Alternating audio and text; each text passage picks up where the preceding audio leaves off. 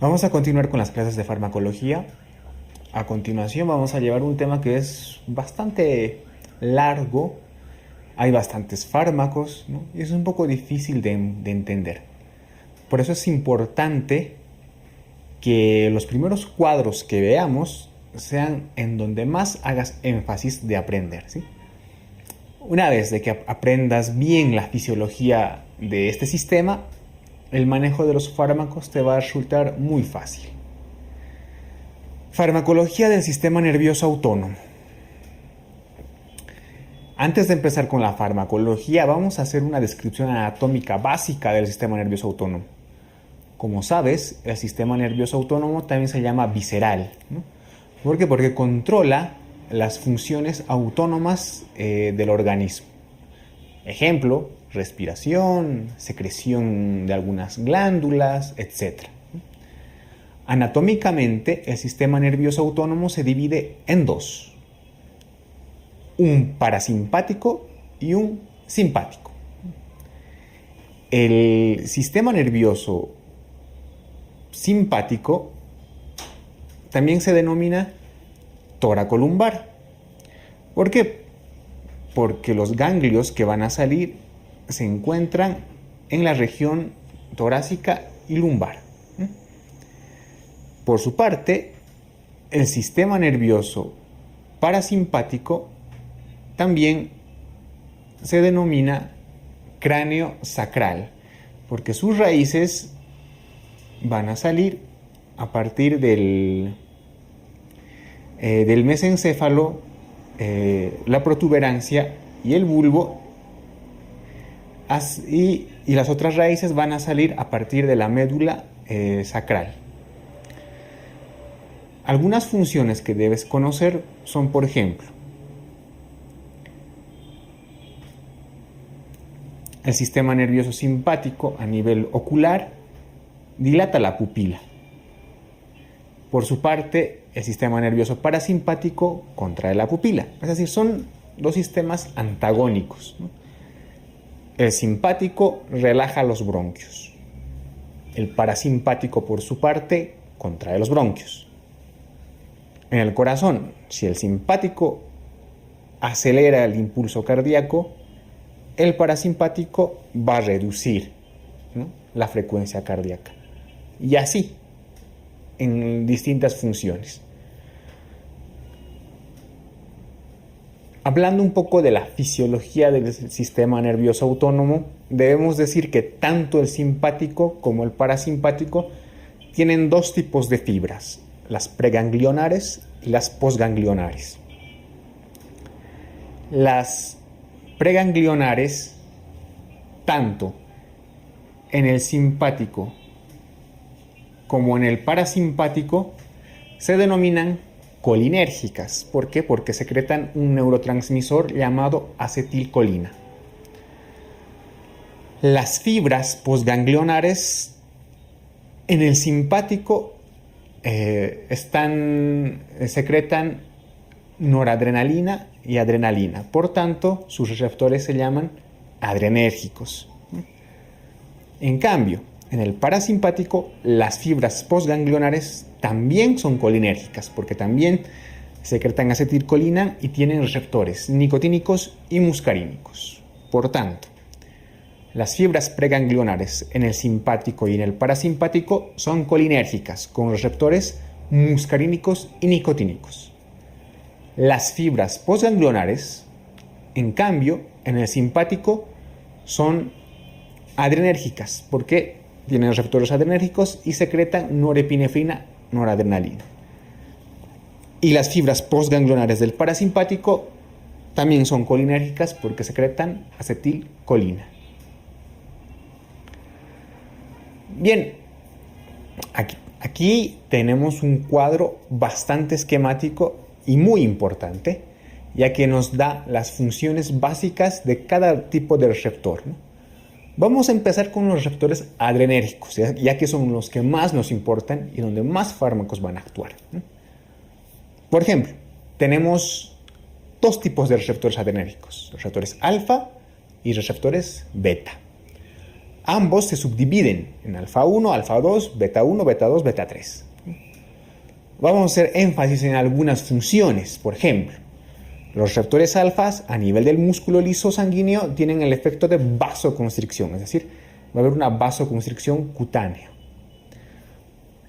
A nivel del corazón, por ejemplo, aumentan la contractilidad cardíaca, es decir, un efecto inotrópico.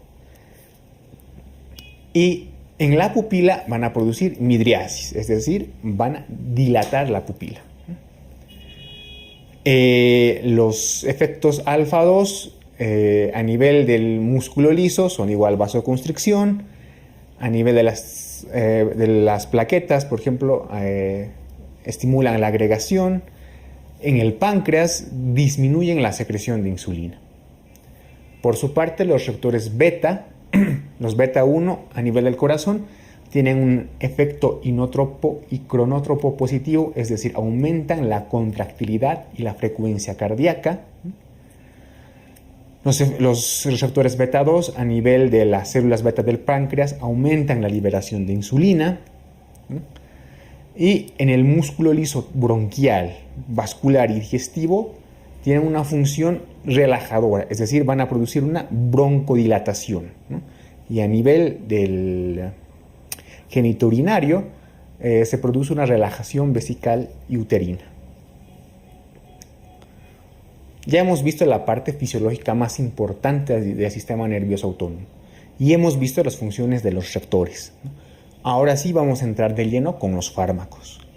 Los fármacos adrenérgicos vamos a dividirlos en simpáticos y parasimpáticos, ¿no? Los fármacos adrenérgicos son los que interactúan con los receptores, dicho sea de paso, adrenérgicos. Es decir, simulan los efectos de los receptores que ya hemos visto. Estos fármacos se dividen en dos tipos: los agonistas adrenérgicos no selectivos, es decir, estos fármacos van a interactuar con los receptores alfa y beta indistintamente, y los agonistas adrenérgicos selectivos. Estos van a actuar específicamente sobre un tipo de receptor, ya sea alfa o ya sea beta. Dentro de los agonistas adrenérgicos no selectivos, entre los más importantes tenemos la adrenalina, noradrenalina, isoproterenol y dobutamina.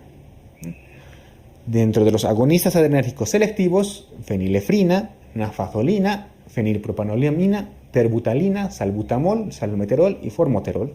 Más adelante vamos a volver a clasificar estos fármacos, pero es importante que te quedes con esta imagen, ¿no? Adrenalina no selectivo, ¿no? Y es uno de los fármacos más importantes que vamos a estudiar a continuación. La adrenalina.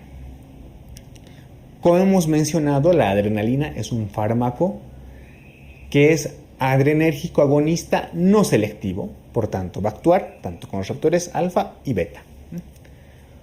¿Cuál es su efecto a nivel del corazón? Solamente hay que recordar qué es lo que hacían los receptores alfa y beta en el corazón, ¿no? Habíamos dicho que los betas son inótropos y cronótropos y los alfas son inótropos, pero ambos son positivos. Por tanto, la adrenalina también en el corazón es un potente estimulador inotrópico, cronotrópico, dromotrópico y batmotrópico positivo. Es decir, aumenta la contractilidad, la frecuencia, la excitabilidad y el ritmo de conducción cardíaco. A nivel de los vasos sanguíneos produce una vasoconstricción tanto a nivel renal como a nivel cutáneo. Disminuye notablemente el riego sanguíneo a nivel distal. A nivel de la presión arterial, pues produce un aumento de la presión arterial por efecto de la vasoconstricción. Recuerda, es un potente hipertensor, ¿no? Porque reduce el flujo sanguíneo de algunos órganos y produce una vasoconstricción. Por todo ya lo mencionado antes, ¿cuáles crees que sean sus indicaciones? Si tenemos un fármaco que aumenta la contracción cardíaca, ¿no? Un fármaco que aumenta la presión arterial, pues es fácil imaginarte cuáles pueden ser sus indicaciones. En este cuadro y en esta diapositiva vamos a ver las principales indicaciones, ¿no? La adrenalina por excelencia es el fármaco indicado en el paro cardíaco, ¿no? La forma de administración siempre es de tipo parenteral, es decir, intramuscular, intravenosa e incluso en algunos casos intraósea. El paro cardíaco es la principal indicación de la adrenalina.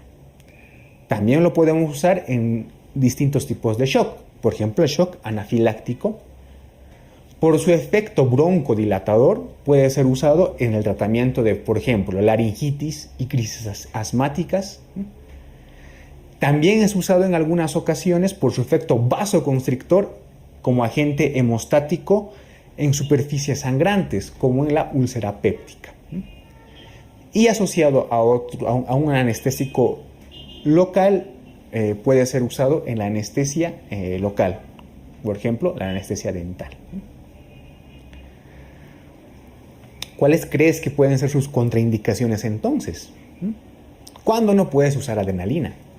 Es solamente cosa de imaginarte. Si tengo un fármaco que produce hipertensión arterial, pues en una emergencia hipertensiva o una crisis hipertensiva, la adrenalina estará contraindicada. Si tengo un fármaco que aumenta la contracción del corazón y su frecuencia cardíaca, estará contraindicada también la adrenalina en pacientes que tengan, por ejemplo, infarto agudo de miocardio, ¿no? Porque aumentaría el consumo de oxígeno. Entonces debes recordar las principales indicaciones y las contraindicaciones que ya te he mencionado de la adrenalina. Otra catecolamina endógena, que también es un fármaco agonista, adrenérgico, ¿no? Pero en este caso es una catecolamina endógena que es precursora de la noradrenalina, es la dopamina. ¿Cuál es la importancia de la dopamina? Pasa que la dopamina tiene una particularidad, que tiene efectos de acuerdo a la dosis que vas a emplear. Por ejemplo, a dosis bajas produce vasodilatación, aumenta el flujo sanguíneo renal, ¿no? Entonces, por ende, aumenta la tasa de filtración. A dosis medias, ¿no?, estimula los efectos betradrenérgicos, es decir, contrae con fuerza el corazón, es inotrópico positivo. Por lo tanto, aumenta el gasto cardíaco. Y a dosis alta estimula los efectos adrenérgicos, es decir, a dosis altas va a producir vasoconstricción. Recuerda, dosis bajas me produce vasodilatación y aumenta el flujo sanguíneo renal. Dosis medias me contrae con más fuerza el corazón y dosis altas me produce vasoconstricción.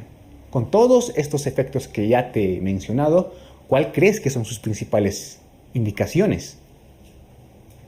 Las principales son la hipotensión aguda, el shock cardiogénico. Esto es evidente, ¿no? Si tengo un fármaco que me contrae más el corazón, pues tengo que usarlo en un shock cardiogénico. Y por los efectos de aumentar el flujo sanguíneo renal y contraerme con fuerza el corazón, es uno de los fármacos de elección en la insuficiencia cardíaca congestiva. Aquí tengo una pregunta de un examen de residencia médica bastante antiguito, ¿no? De aquí, no sé, hace unos 6 años, 7, fácilmente ha entrado esta pregunta en el examen, ¿no? Con lo que ya te he mencionado, yo creo que se te va a hacer muy fácil responderla. Te doy 4 segundos para que pienses y respondas esta pregunta que está aquí.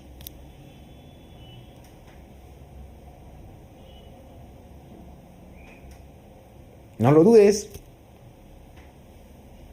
¿La estás pensando bien? Estoy seguro que la atinaste.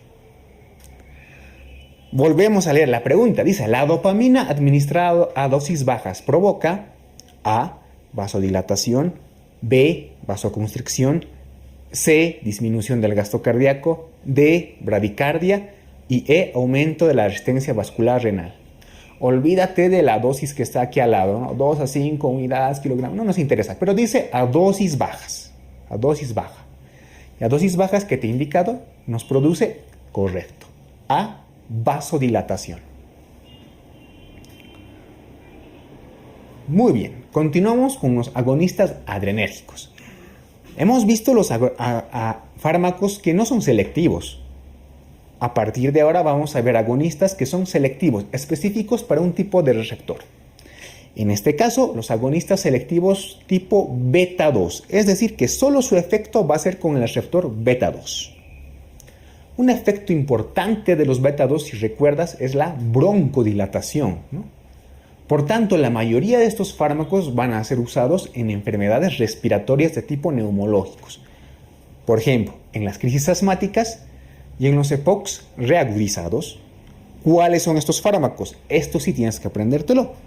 Selectivos beta 2 agonistas, terbutalina, salbutamol, formoterol, salmeterol. Y hay uno que escapa a la regla de los OLS, que es la ritodrina. Este fármaco, como te voy a indicar más adelante, no se usa en enfermedades respiratorias, pero sí se usa en obstetricia, ¿no? Porque relaja el músculo uterino. Te voy a dar las principales indicaciones.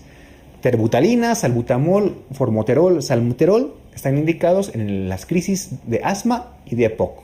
En cambio, ritodrina, que también es un agonista beta 2, por su efecto de relajación del músculo uterino, está indicado en la amenaza de parto pretérmino. Algo más que tienes que saber acerca de estos fármacos.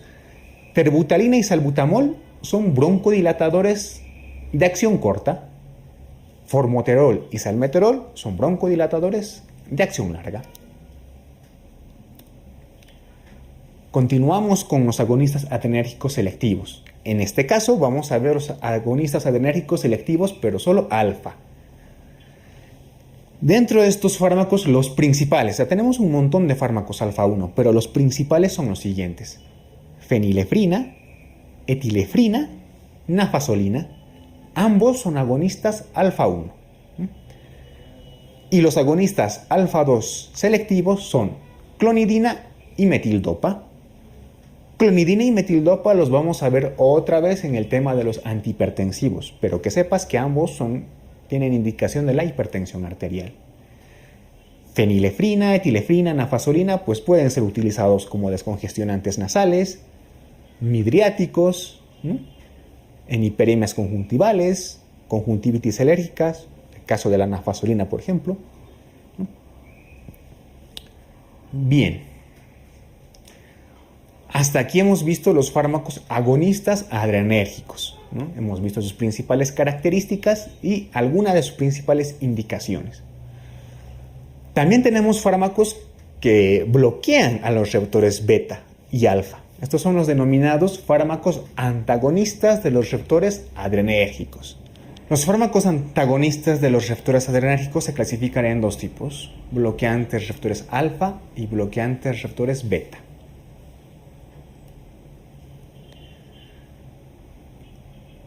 Vamos a empezar con los antagonistas de los receptores alfa. Vamos a dividir en dos bloques: los selectivos y los no selectivos. Te voy a recordar que dentro de estos grupos hay un montón de fármacos, pero vamos a ver los principales. Los bloqueantes no selectivos, alfa 1 y alfa 2, penoxibenzamina y fentolamina. ¿Cuáles son sus principales indicaciones? Preparación para la cirugía del feocromocitoma en el caso de la fenoxibenzamina y el control de la hipertensión en pacientes con feocromocitoma de la fentolamina. Los bloqueantes selectivos alfa 1, por su parte, tenemos tres principales: prazosina, doxazosina y la tamsulosina.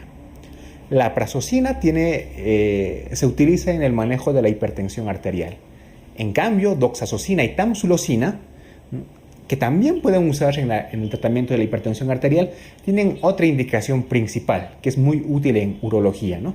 Se utilizan sobre todo en la hiperplasia prostática benigna. Ambos fármacos, doxazosina y tamsulosina. Recuerda que son bloqueantes selectivos alfa 1. Son alfa bloqueantes.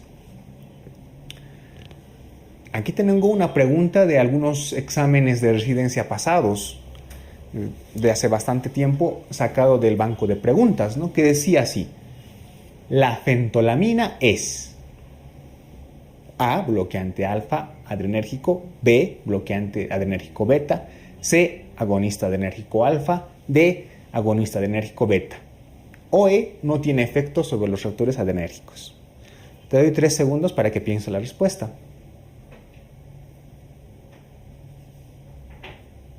¿Ya la has pensado? Está buena diapositiva antes de la respuesta. Eso, yo sé que tienes la respuesta y la has dado en el clavo. La respuesta es A, ¿no? La fentolamina es un bloqueante adrenérgico alfa o un alfa bloqueante. Continuamos con los agonistas de los receptores beta. Estos también se clasifican en bloqueantes no selectivos, solamente los que bloquean los beta 1 y los que bloquean tanto alfa y beta. Los que bloquean los receptores beta 1, beta 2, los no selectivos, son propanolol, pindolol y sotalol. Los que bloquean los receptores beta 1 tenemos atenolol, metoprolol, esmolol. Y los que bloquean tanto alfa y beta, la betalol, carvedilol. De todos estos fármacos, los que te recomiendo que aprendas por su uso frecuente en la práctica clínica son: del bloqueo no selectivo beta, el propranolol; de los bloqueantes beta 1 selectivos, el atenolol; y de los bloqueantes alfa y beta, la betalol y carvedilol. ¿Cuáles son las indicaciones principales de los beta bloqueantes o antagonistas de los receptores beta? Tienen muchas indicaciones, pero las principales son las que ejercen sobre el aparato cardiovascular, ¿no? Y son las que te voy a encuadrar en el cuadro. Las principales indicaciones son la hipertensión arterial y los síndromes coronarios agudos o las cardiopatías isquémicas. También son fármacos importantes en el tratamiento a largo plazo de la insuficiencia cardíaca. Estas son las indicaciones principales de los beta bloqueantes. Otras indicaciones que también son importantes, pero que bueno, vale la pena repasar, son por ejemplo en el aneurisma disecante aórtico, para mejorar los síntomas del hipertiroidismo, en el temblor esencial, para controlar las crisis agudas de pánico. Bueno, ¿no? Pero las principales son las que te he encuadrado. ¿Cuáles son sus contraindicaciones? Si hablamos de que los receptores beta son encargados de broncodilatación, de aumentar la frecuencia y la contractilidad cardíaca, y tú bloqueas estos receptores, ¿qué es lo que pasa? No tienes broncoconstricción, tu corazón seguramente va a entrar en bradicardia, no se va a contraer. Entonces, ¿cuáles serían las contraindicaciones de acuerdo a eso? Las principales contraindicaciones de los receptores beta son, de los antagonistas de los receptores beta, son shock cardiogénico. Es decir, no vas a usarlos en el shock cardiogénico, en el EPOC y en el asma bronquial. ¿Por qué? Porque esos beta bloqueantes te producen broncoconstricción, ¿no? Y obviamente en pacientes que tengan bloqueos auriculoventriculares, bradicardias sinusales, ¿no? Porque como te indico, los beta bloqueantes reducen la frecuencia cardíaca. Vamos a ver por último el grupo de los fármacos que actúan a nivel de del sistema nervioso parasimpático. En este caso, los parasimpático-miméticos o agonistas de los receptores colinérgicos. Olvídate la parte de la clasificación química, ¿sí? Esto no lo repases. De estos fármacos, los que yo te recomiendo que te aprendas son metacolina, pilocarpina y la mayoría de las anticolinesterasas. ¿Cuáles son las principales indicaciones de estos tipos de fármacos? Por ejemplo, la pilocarpina está indicada en el glaucoma de ángulo abierto. ¿Por qué? Porque el glaucoma ocurre en un ojo que está midriático, ¿no? Y que hemos dicho que es el parasimpático, produce miosis, ¿no? Y como te había indicado, la mayoría de las anticolinesterasas son importantes porque son el tratamiento de la enfermedad de Alzheimer. Por último, los parasimpaticolíticos, o también llamados fármacos anticolinérgicos. No vamos a hacer mucho detalle acerca de estos fármacos, pero lo más importante es que sepas que atropina y escopolamina son los fármacos anticolinérgicos por excelencia, ¿no? Y que la atropina como principal indicación es que es el antídoto de la intoxicación por órganos fosforados. ¿Qué más podemos saber de estos medicamentos? Atropina también se utiliza como colirio en un examen de fondo de ojo, ¿no? En algún tipo de bloqueo auriculoventricular, pero la principal indicación es el antídoto de la intoxicación por órganos fosforados. ¿Ves que no es tan difícil si repasamos todo de manera sistemática, organizada y simple? Un tema que es tan complejo y con tantos fármacos, pues lo hemos resumido de la mejor forma posible. A por el siguiente tema.